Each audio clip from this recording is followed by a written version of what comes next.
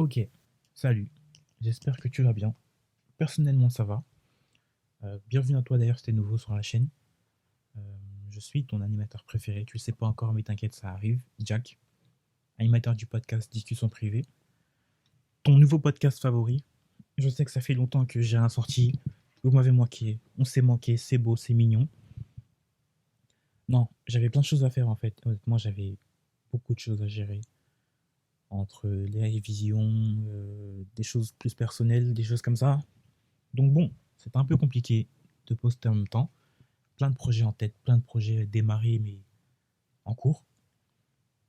Donc ouais, c'est pour ça que j'étais pas là. Il s'est passé beaucoup de choses de ce que j'ai vu. Entre Didi, entre des choses un peu moins, on va dire, même si c'est très triste, mais Gaza, le Liban, Israël.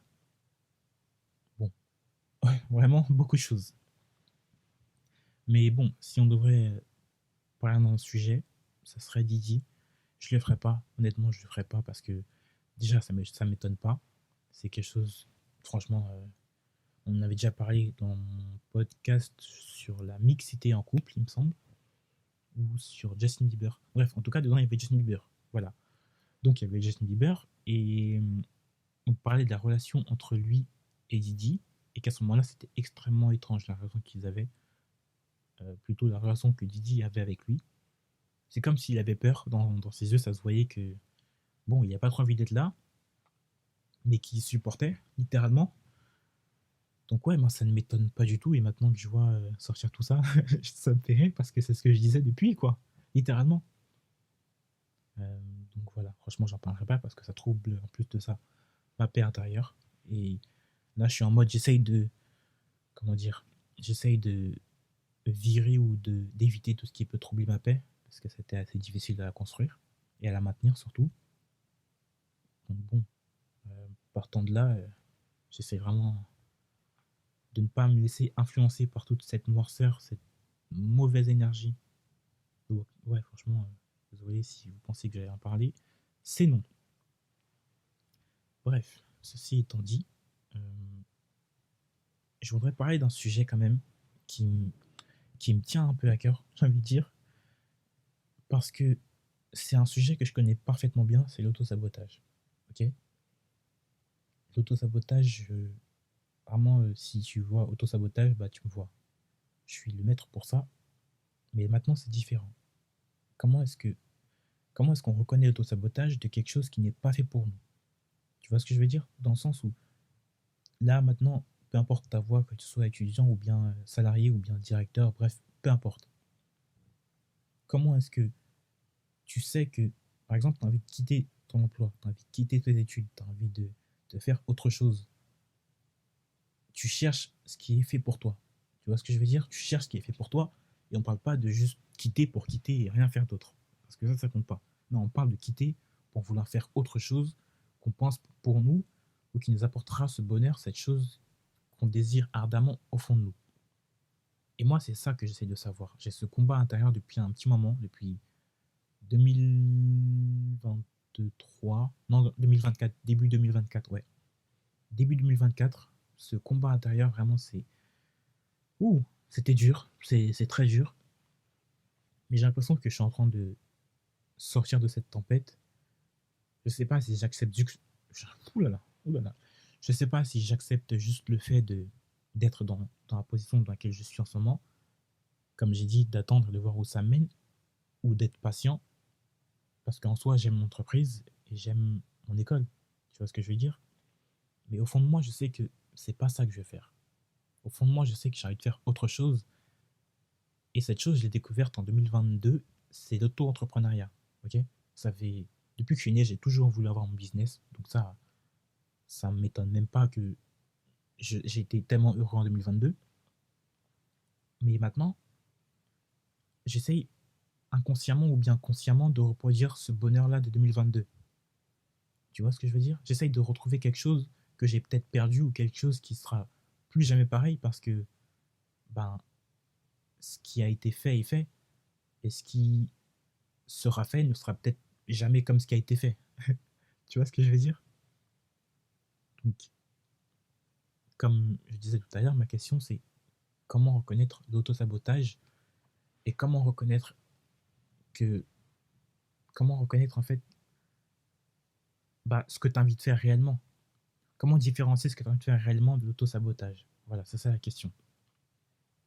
Par exemple, moi je suis en couple, ok? Je suis parfaitement heureux, donc je sais que je ne vais pas me saboter. Je sais que je ne vais pas prendre des décisions qui feront en sorte que ça se termine. Je sais que sur ça, c'est sécurisé et il n'y a aucun souci. Je sais qu'à ce niveau-là, j'ai évolué, j'ai appris, j'ai grandi et qu'au final, en fait, c'était peut-être juste une question de relation, une question de personne, une question de trouver la bonne personne. Euh, Peut-être qu'avant, je cherchais quelque chose qui était trop ou quelque chose qui n'était pas encore possible à ce moment-là. Et j'ai, on va dire, enchaîné les relations pour trouver mon bonheur. Donc j'ai dû passer par là pour trouver ma copine actuelle. Donc si on part de là et qu'on le, comment dire, et qu'on l'associe ou bien que on le mette à égalité avec la voie professionnelle et scolaire, est-ce que c'est mal de changer d'entreprise constamment? Est-ce que c'est mal de changer d'études pour trouver ce qui nous plaît réellement? Est-ce que c'est mal de quitter l'école parce qu'on pense que c'est pas fait pour nous et qu'on veut faire autre chose? Par exemple, l'auto-entrepreneuriat ou juste, je sais pas, partir en voyage, si t'es riche, force à toi, franchement, grand bien te fasse si c'est ton cas. Attends, je bois de l'eau, bouge pas. Ok. Donc ouais, je disais, grand bien à toi si c'est ton cas et que t'es riche. Mais nous les gens, on va dire, non riches. Non, j'arrête. Bref, non. Nous, en fait, la question c'est si tu as envie de quitter notre entreprise pour X ou Y raison, ok? Il y a des raisons valables pour le fait que tu puisses quitter ton entreprise. Sur ça, c'est jamais l'auto-sabotage, ça sera pas toi, ça sera un fait extérieur. Et il faudra partir si ça joue sur ta santé mentale, physique. Là, d'accord. Mais s'il ne se passe rien de tout ça, si tout va bien, et que malgré ça, tu as envie de partir, juste partir, tu sais pas pourquoi, mais tu as envie de partir. Tu as envie d'autre chose, tu as envie de faire autre chose. Mais quand on demande, tu sais pas quoi. Est-ce que c'est de l'auto-sabotage ou est-ce que c'est la recherche du bonheur? C'est ça ma question. Et franchement, là, je suis assez perdu. Euh, j'ai eu un début de réponse, dans le sens où j'aurais pu tout abandonner comme j'ai souvent fait depuis un petit moment, mais je ne l'ai pas fait. Donc sur ça, je suis assez fier de moi. C'est un grand pas, personnellement, pour moi. Un grand pas de ne pas avoir tout plaqué, tout quitté. Mais est-ce que au fond de soi, c'est normal d'avoir ce sentiment de tout lâcher? Tu vois ce que je veux dire? Est-ce que c'est normal ou bien est-ce que c'est de l'auto-sabotage? Après, personnellement, je suis assez dur avec moi-même. Honnêtement, je sais que je suis assez dur avec moi-même, assez critique, et ça m'a coûté mentalement, ça m'a énormément coûté. J'en ai fait des dépressions, on va dire, parce que j'étais mon propre ennemi, littéralement. Mais ouais, j'ai commencé à me canaliser, à réfléchir, à me poser, et les choses se sont, on va dire, améliorées. Et j'ai enfin trouvé la paix. Et j'ai compris que des faits extérieurs peuvent trouver, oula, des faits extérieurs peuvent troubler ma paix et comment dire, dérégler ce processus de réflexion interne. Ok? Donc, maintenant que ça s'est dit, maintenant que ça s'est posé, ma question est plus globale. Est-ce que le problème c'est le travail ou est-ce que le problème c'est que c'est moi? Dans mon cas, est-ce que le problème c'est que je suis un esprit très libre ou est-ce que le problème c'est le monde du travail? Ouais, c'est ça en fait la vraie question. Et comment ils faisaient les générations? Comment vous faisiez en fait? Si vous m'écoutez et que vous avez genre 40 ans, je dis pas que vous êtes vieux, ok? Bon, entre 45 et 55. 50, 55. Comment vous faisiez quand vous avez notre âge? Répondez en commentaire en vrai, dites-moi comment vous faisiez. Donnez des conseils parce que franchement, nous on est perdus. La Gen Z, on est perdus. C'est incroyable. On ne sait pas si on veut à l'école, si on veut aller à l'école. On ne sait pas si on veut aller au travail. On ne sait pas. On ne sait rien du tout en fait. On est perdu. On est perdu. Est-ce qu'on est perdu ou est-ce que on est juste libre? Il y a trop de questions, c'est la merde. C'est la merde. Comment ils faisaient nos parents, honnêtement? Franchement, parce que je me vois pas genre faire ça toute ma vie jusqu'à 40 ans. 40 ans, je raconte jusqu'à 60 ans. Qu'est-ce que je raconte? 70 ans, ça se trouve bientôt. Bon, jusqu'à 64 ans. Mais non, je peux pas faire ça. Est-ce que c'est le métro boulot dodo qui tue ou est-ce que c'est les horaires? Ouais, je crois que c'est métro boulot dodo. Non, c'est métro boulot dodo, première option. Sûr, première option. En vrai, de vrai, peu importe votre âge, bon, sauf si vous avez 13 ans, parce qu'à 13 ans, bah, t'as rien à dire, mais si vous avez entre 18, 25, 30, 40, 40, 55, bref, tu vois le topo. Dites en commentaire ce que vous ressentez. Là, en vrai, c'est une question de santé mentale. Ok, c'est une question de paix intérieure, c'est une question de société, c'est une question de travail. Et tout ça, c'est lié. Honnêtement, tout ça, c'est lié parce que le travail influe sur la santé et la santé influe sur le travail. Donc, en vrai, dites comment vous allez, en vrai, de vrai. Ouais, dites comment vous allez, comment est-ce que vous gérez tout ça. Que ce soit vos traumas, que ce soit le travail, les études, bref. Ce que vous gérez actuellement. Parce que personnellement, c'est chaud. Ah, franchement, c'est chaud. Genre, tout ça pour une personne. T'imagines en plus, j'avais des enfants. Oh là là là là là là. Franchement, ceux qui traversent des dépressions, des choses comme ça, et que vous avez des enfants, franchement, big love sur vous. Ah ouais. Big love sur vous parce que vous êtes des héros littéralement. Surtout si vous arrivez à passer tout ça et à gérer en plus vous et vos enfants. Vraiment, force à vous.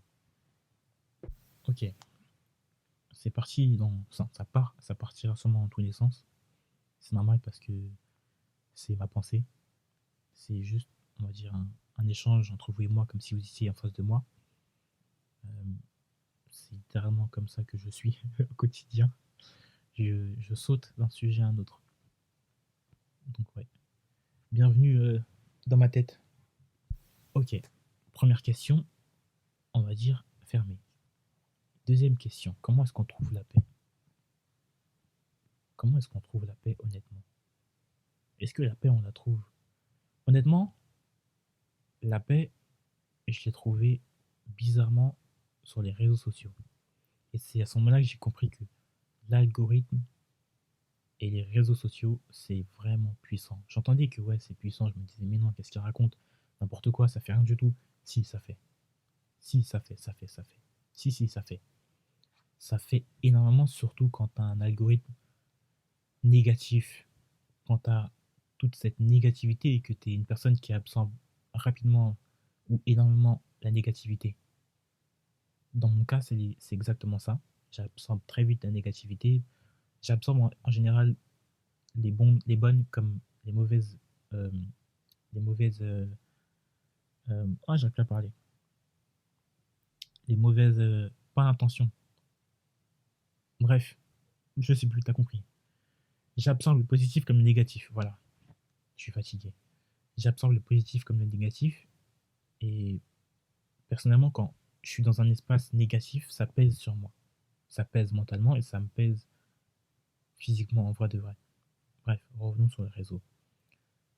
Euh, les réseaux sociaux, ouais, c'est puissant.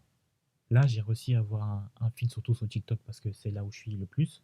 Mais sur TikTok, j'ai enfin fait mon havre de paix. Ouais. Et je suis allé sur X, sur Twitter, quoi. C'est la guerre.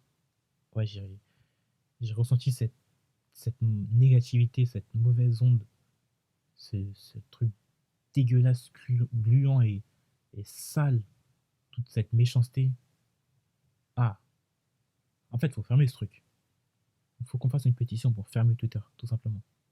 C'est moche. Ah là là. Bref. Ouais, donc, en fait, c'est une question de paix. Ça peut passer pour moi par les réseaux. Pour vous, je sais pas comment est-ce que vous faites ça, mais il y en a qui jardinent, il y en a qui font du sport, d'autres qui font de la méditation, et d'autres qui, les religieux, par exemple, moi aussi je suis religieux, enfin croyant plutôt, Les croyants, c'est par que ce soit la mosquée, enfin, que vous soyez musulman, que vous soyez chrétien, hindouiste, bref, toutes les religions. Euh, Mon conseil, honnêtement, non, c'est pas un bon conseil. Oubliez en fait ce que j'ai dit, oubliez. Mais moi, honnêtement, j'ai trouvé la paix dans deux choses. La religion, je dis pas que je suis le meilleur des religieux, je dis pas que euh, je vais tous les jours à l'église, mais je l'ai trouvé dans l'église. Vraiment, littéralement, dans le lieu. Littéralement. Pas dans la Bible, hein, mais dans le lieu physique, l'église. Et sur TikTok. Étrangement, ça fait bizarre, mais c'est vraiment le cas.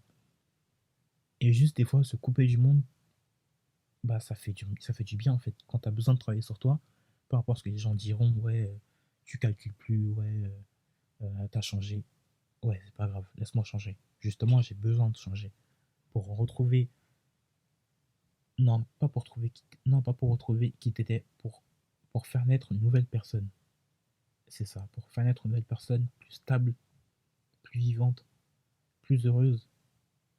C'est important de se couper pour se retrouver. Et c'est pas quelque chose sur lequel tu dois t'excuser ou te justifier, sauf si c'est une personne que t'aimes énormément. Ok, peut-être qu'il n'y a pas de réponse au final. Peut-être qu'il n'y a pas de bonne réponse et qu'il s'agit juste d'être content du résultat de la décision prise. Peut-être que je le regretterai, peut-être que je le regretterai pas. Je sais pas, on connaît pas l'avenir au final. Mais ce qui est sûr, c'est que pour prendre en généralité, peu importe ce que tu fais, peu importe ce que tu veux faire, ce que tu as envie de faire, l'essentiel c'est d'essayer. Tu peux pas regretter si t'as pas essayé. Tu peux pas regretter si tu as essayé. Tu vois ce que je veux dire? Les deux se valent en soi. Parce que tu peux, des fois, ne pas prendre de décision, c'est le meilleur des choix. Et des fois, prendre la décision, c'est le meilleur des choix. Donc au final, au lieu de trop réfléchir, je me dis juste que il faut se laisser porter et voir où ça nous mène. Dans le sens où, par exemple, t'es en entreprise, t'es en école. Là, s'il te reste une année normalement, ben, c'est ta dernière année, donc vois où ça te mène. Si t'as vraiment envie de le faire. Si t'as pas envie, prévois un plan B, prépare-le. Dans mon cas, je sais pas, je vais me laisser porter et voir où ça me mène. Et puis, si ça marche pas, ben, ça marche pas, mais moi j'aurais essayé.